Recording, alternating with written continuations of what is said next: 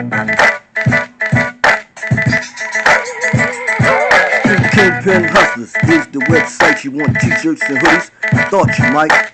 Forget them all, I have it all here. I got all kind of colors to match your gear. Quentin, about to get that bread. Get rich or die trying, like 50 said. The money bag make it look real fly. Get it at the website, Shopify. You even got a game, a hustler's dream. When you go around the board, you collect your cream. This cash money got me stunting like baby. You can play against your boys or against your lady. Hip Hop Hustlers is the name of the novel. Street Kingpin's a thug life. Hip Hop Bible. Street Kingpin's is here and we ain't leaving. No need to waste your time even competing. StreetKingpinHustles.com. T-shirts, hoodies, hats, coming soon, novels and games. Street Kingpins, we bout that money bag. Get it, get it, get it.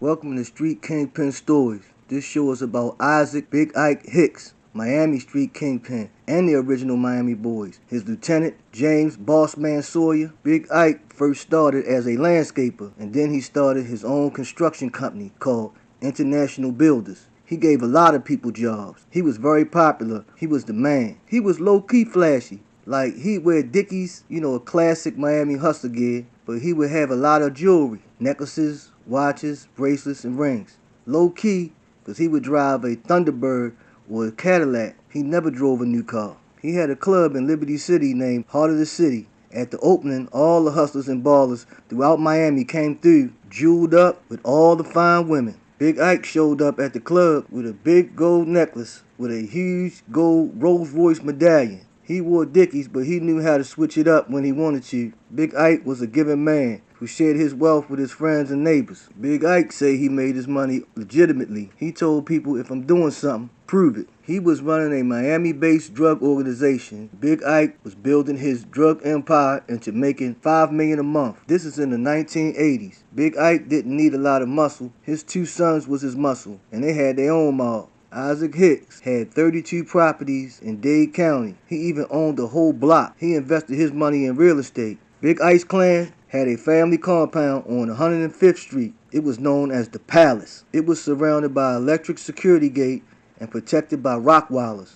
Then the feds started an 18-month investigation beginning on October of 1985. Federal and local government investigators obtained and executed a search warrant to search residents used by Big Ike's organization. During these searches, they seized cocaine, money, guns, and jewelry. They also found documentary documents and several ledgers. During the first 3 months, the agents focused on 3 residents: James Bossman Sawyer's crib, A.J. Smith's crib, and of course, Big Ike's and Janet Hicks' crib. Confidential informants, rats, made purchases of cocaine from Bossman Sawyer. Agents noticed high traffic flow as they observed Bossman, A.J. Smith, and Big Ike going in and out of these residents. January 7, 1986, the feds obtained and executed search warrants at A.J. Smith's crib. They found cocaine packaging material, a rifle, a crossbow, a hand grenade, and money. They also found several handguns in his car. Then, James Bossman Sawyer's crib. They found 2 handguns, large amounts of money, and the agents also found several ledgers containing listings and quantities of cocaine and money values. They were coded and colored. Different colors meant different quantities of cocaine. Then they obtained and executed a warrant for the Palace. During the search, they found an automatic weapon, money, and found cocaine by Big Ike's car. So they arrested most of the members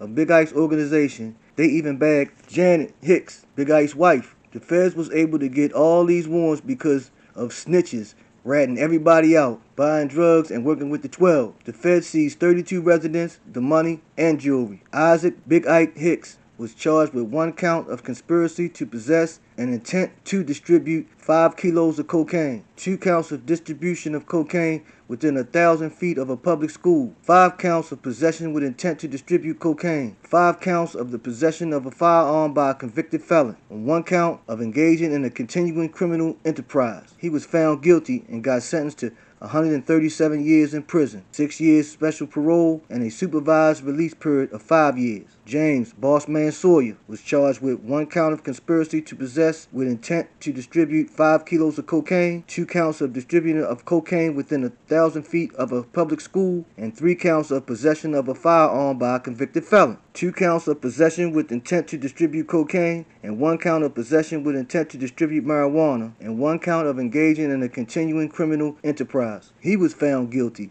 and sentenced to 56 years in prison, 6 years special parole, and a supervised release period of 5 years. A.J. Smith was charged with 1 count of conspiracy to possess with intent to distribute 5 kilos of cocaine, 4 counts of possession of a firearm by a convicted felon, 2 counts of possession with intent to distribute cocaine. He was found guilty and he got sentenced to 28 years in prison, 6 years of special parole. Samuel Smith, one of the rats, was charged with 1 count of conspiracy to possess with intent to distribute 5 kilos of cocaine, 1 count of distribution of cocaine. He was sentenced to 20 years on each count to run concurrently and a committed fine of $8,000. Janet Hicks, Big Ike's wife, was sentenced to 20 years in prison, but a year into her sentence, allegedly she died of a cardiac arrest. Big Ike later died of AIDS in prison. A lot of people said he didn't have AIDS before he got bagged. Recently, Boss Man came home. Welcome home, Boss Man. Rick Ross hollered at him when he touched down. Now pick up his book,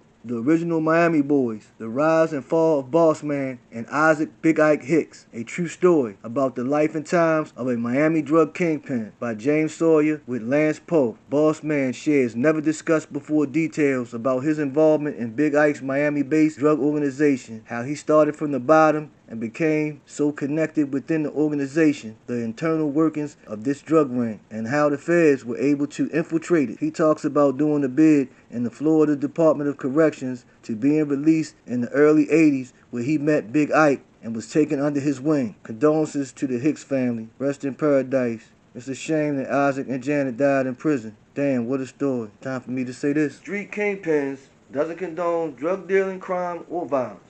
This lifestyle usually ends with prison or death. You can love the streets, just remember, the streets don't love you back. Like, subscribe, and comment. Tell a friend to tell a friend. Thanks for watching.